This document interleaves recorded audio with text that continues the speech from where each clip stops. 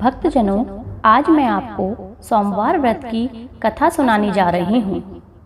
एक बहुत ही धनवान साहूकार था, जिसके घर में धन आदि किसी प्रकार की कमी नहीं थी, परंतु उसको एक दुख था कि उसके कोई पुत्र नहीं था। वह इसी चिंता में रात दिन रहता। वह पुत्र कामना के लिए प्रति सोमवार शिवजी का व्रत और पूजन किया करता था तथा सायंकाल को शिव मंदिर में जाकर शिवजी के श्री विग्रह के सामने दीपक जलाया करता था। उसके इस भक्ति भाव को देखकर एक समय श्री पार्वती जी ने श्री महाराज से कहा कि हे महाराज, यह साहूकार आपका अनन्य भक्त है और सदैव आपका व्रत और पूजन बड़ी श्रद्धा के साथ करता है। इसकी मनोकामना पूर्ण करनी चाहिए। शिवजी ने कहा, हे पार्वती, यह संसार कर्म क्षेत्र है।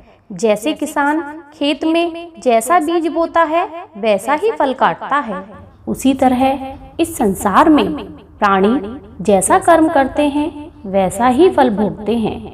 पार्वती जी ने अत्यंत आग्रह से कहा, महाराज, जब यह आपका अनन्य भक्त है तो इसको अगर किसी भी प्रकार का दुख है तो वो आपको अवश्य दूर करना चाहिए, क्योंकि आप सदैव अपने भक्तों पर दयालु होते हैं और उनके दुखों को दूर करते हैं। यदि आप ऐसा नहीं करेंगे तो मनुष्य आपकी सेवा और व्रत क्यों करेंगे। पार्वती जी का ऐसा आग्रह देख शिवजी महाराज कहने लगे, हे पार्वती, इसके कोई पुत्र नहीं है। इसी चिंता में यह अति दुखी रहता है।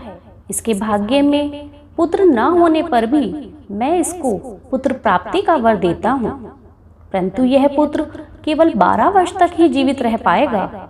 इसके पश्चात वह मृत्यु को प्राप्त हो जाएगा। इससे अधिक मैं इसके लिए कुछ और नहीं कर सकता। यह सब बातें साहूकार सुन रहा था। इससे उसको न तो कुछ प्रसन्नता हुई और न ही कुछ दुख हुआ। वह पहले जैसे ही शिवजी महाराज का व्रत और पूजन करता रहा। कुछ काल व्यतीत होने पर साहूकार की स्त्री गर्भवती हुई और 10वें महीने में उसके गर्भ से अति सुंदर पुत्र की प्राप्ति हुई। साहूकार के घर में बहुत खुशी मनाई गई, परंतु साहूकार ने उसकी केवल 12 वर्ष की आयु जान ना तो कोई अधिक प्रसन्नता प्रकट की और ना ही किसी को भेद ही बताया। जब वह बालक 11 वर्ष का हो गया तो उस बालक की माता ने उसके पिता से उसके विवाह की बात की, तो वह साहूकार कहने लगा कि अभी मैं इसका विवाह नहीं करूंगा, अपने पुत्र को काशी पढ़ने के लिए भेजूंगा।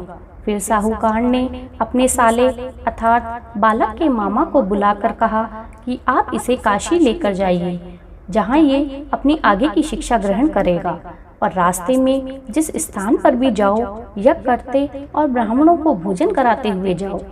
वह दोनों मामा भांजे यज्ञ करते और भोजन कराते हुए जाने लगे। रास्ते में उसको एक शहर पड़ा। उस शहर में राजा की कन्या का विवाह हो रहा था। दूसरे राजा का लड़का जो विवाह कराने के लिए बारात लेके आया था, वह एक आंख से काना था। उसके पिता को इस बात की बड़ी चिंता थी कि कहीं वर को देखकर कन्या के माता पिता किसी प्रकार की अड़चन पैदा ना कर दें। इस कारण जब उसने अति सुंदर सेठ के लड़के को देखा तो उसके मन में विचार आया कि क्यों न दरवाजे के समय इस लड़के से वर का काम चला लिया जाए। ऐसा विचार कर वर के पिता ने उस लड़के और मामा से बात की तो वो राजी हो गए। फिर उस लड़के को वर के कपड़े पहना, घोड़ी पर चढ़ा दरवाजे पर ले गए और सब कार्य प्रसन्नता से पूर्ण हो गया। फिर वर के पिता ने सोचा कि यदि विवाह कार्य भी इसी लड़के से करा दिया जाए तो क्या बुराई है। ऐसा विचार कर लड़के और मामा से बात की, यदि आप फेरों का और कन्यादान का काम भी करा दें तो आपकी अति कृपा होगी। मैं इसके बदले आपको बहुत सा धन दूंगा। तो उन्होंने स्वीकार कर लिया। विवाह कार्य भी बहुत अच्छी तरह से संपन्न हो गया, परंतु जिस समय लड़का जाने लगा उसने राजकुमारी की चुनरी के पल्ले पर लिख दिया कि तेरा विवाह तो मेरे साथ हुआ है, परंतु जिस राजकुमार के साथ तुमको भेजेंगे वह एक आंख से काना है। मैं काशी पढ़ने जा रहा हूँ। लड़के के जाने के पश्चात राजकुमारी ने अपनी चुनरी पर ऐसा लिखा हुआ पाया तो उसने राजकुमार के साथ जाने से मना कर दिया। कहा कि यह मेरा पति नहीं है, मेरा विवाह तो इसके साथ नहीं हुआ, वह तो काशी जी पढ़ने गया है। राजकुमारी के माता पिता ने अपनी कन्या को विदा नहीं किया और बारात वापस चली गई। उधर सेठ का लड़का और उसका मामा काशी जी पहुंच गए। वहां जाकर उन्होंने यज्ञ करना और लड़के ने पढ़ना शुरू कर दिया। जब लड़के की आयु 12 वर्ष की हो गई, उस दिन उन्होंने यज्ञ रचा कि लड़के ने अपने मामा से कहा, मामा जी आज मेरी तबीयत कुछ ठीक नहीं है। मामा ने कहा, अंदर जाकर सो जाओ।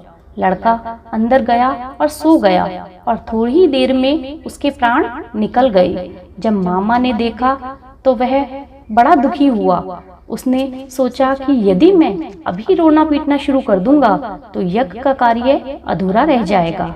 अतः उसने जल्दी से यज्ञ का कार्य संपूर्ण किया और ब्राह्मणों को विदा किया। उसके पश्चात वह रोने लगा। संयोगवश उसी समय शिव पार्वती जी उधर से जा रहे थे। जब उन्होंने जोर जोर से रोने की आवाज सुनी तो पार्वती जी कहने लगी, हे महाराज, कोई दुखिया रो रहा है, इसके कष्टों को दूर करो। जब शिव पार्वती ने पास जाकर देखा तो वह एक लड़का मुर्दा पड़ा हुआ है। पार्वती जी कहने लगी, महाराज यह तो वही सेठ का लड़का है, आपने जिसको वरदान दिया था। शिव जी कहने लगे, हे पार्वती, इसकी आयु इतनी ही थी, सो ये भोग चुका है। तब पार्वती जी कहने लगी, हे महाराज, इस बालक को और आयु दो, नहीं तो इसके माता पिता इसके बिना मर जाएंगे। पार्वती जी के बार बार आग्रह करने पर शिव जी ने उसको जीवन दान दिया और शिव जी महाराज की कृपा से लड़का जीवित हो उठा। शिव पार्वती कैलाश चले गए। वह लड़का और मामा उसी प्रकार यज्ञ करते हुए ब्राह्मणों को भोजन कराते हुए घर की ओर चल पड़े। रास्ते में उसी शहर में आए जहां उसका विवाह हुआ था। वहां पर आकर उन्होंने यज्ञ आरंभ कर दिया और उस लड़के के ससुर ने उसको पहचान लिया और अपने महल में ले जाकर उसकी बड़ी खातिर की। दास दासियों सहित आदर पूर्वक लड़की और जमाई को विदा किया। जब वे अपने शहर के निकट आए तो मामा ने कहा, मैं पहले घर जाकर खबर दे आता हूँ। जब उस लड़के का मामा घर पहुंचा तो लड़के के माता पिता घर की छत पर बैठे थे और यह प्रण कर रखा था कि यदि हमारा पुत्र सकुशल लौट आया तो हम राजी खुशी नीचे आ जाएंगे, नहीं तो छत से गिरकर ही प्राण दे देंगे। इतने में उस लड़के के मामा ने आकर यह समाचार दिया कि आपका पुत्र आ गया है, पर उनको विश्वास नहीं हुआ। उसके मामा ने शपथ पूर्वक कहा कि आपका पुत्र अपनी स्त्री के साथ बहुत सारा धन लेकर आया है। तो सेठ ने आनंद के साथ उसका स्वागत किया और बड़ी प्रसन्नता के साथ रहने लगे। बोलो शिव पार्वती मैया की जय।